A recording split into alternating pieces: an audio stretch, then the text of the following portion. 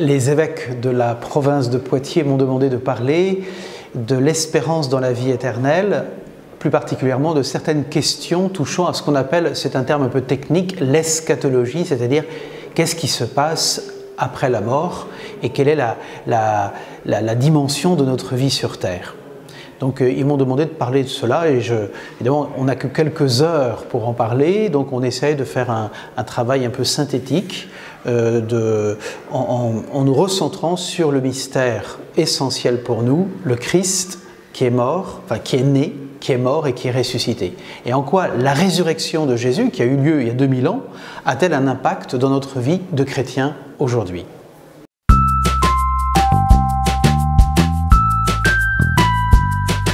Je dirais être affermi dans l'espérance. Parce que les prêtres, comme tout un chacun et comme tous les hommes sur la terre, on est marqué aussi par le mystère de la mort.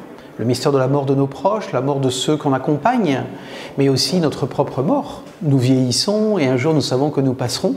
Et forcément, on peut avoir face à ce mystère une inquiétude, une angoisse, un doute.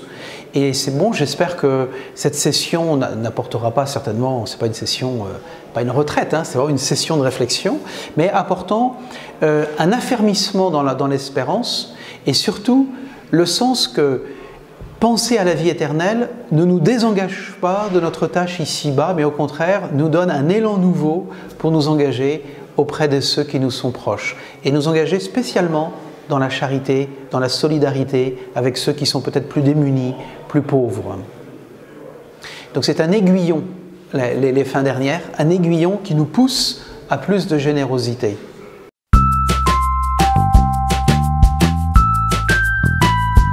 Et ça, c'est fondamental. Hein. Vous savez que dans le monde de l'Église aujourd'hui, il n'y a pas simplement la formation initiale qu'on appelle le séminaire, mais il y a aussi une formation qu'on appelle permanente, qui dure jusqu'à la fin de nos jours, jusqu'à notre mort, comme il y a d'ailleurs des formations continues dans n'importe quelle profession. Et je pense qu'un prêtre, comme tout un chacun, il a besoin de réfléchir et sur les contenus de la foi, mais aussi sur la façon dont il va en parler à nos contemporains. La culture change, la foi, elle demeure. Mais comment on en parle aujourd'hui ? Le pape François disait en 2018 à un groupe de réflexion à Rome, bien évidemment, nous sommes devant des contenus qui ne changent pas. Le Christ est mort, ressuscité, il est notre espérance, notre unique espérance. Mais n'empêche que la façon dont on va en parler est véhiculée par des mots, par des concepts qui doivent être entendus, compris par ceux qui nous entourent.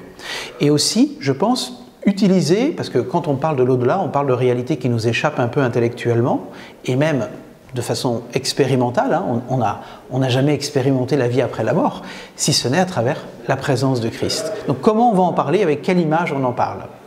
Et donc c'est à la fois une confrontation avec le donné révélé, la tradition des pères, je dirais, et aussi avec la culture contemporaine. Comment on parle aujourd'hui de la résurrection, de la communion des saints, comment on parle le thème du jugement. Est-ce qu'on croit à un jugement alors que Dieu est miséricorde? Est-ce qu'on croit à une purification après la mort et pas une réincarnation? Oui, que des thèmes en fait qui sont d'actualité.